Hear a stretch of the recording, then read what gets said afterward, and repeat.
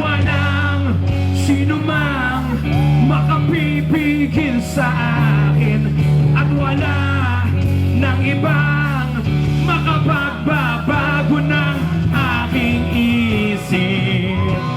Ay, sa'yo. Shoutout pati yung mga nasa likod.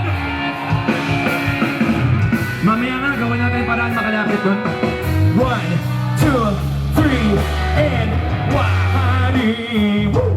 Di ko na malihimot mga galaw at kilos mo sa aking pagtulog, at sa panaginip mo ika'y mamalagi nang di na muling malulumbay sa aking pag-ising. Here we go!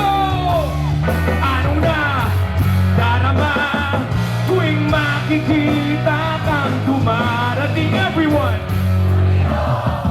Di malaman ang gagawin na walang sino mang makapipigil sa akin, at wala ng ibang makapagbabago ng aking isip.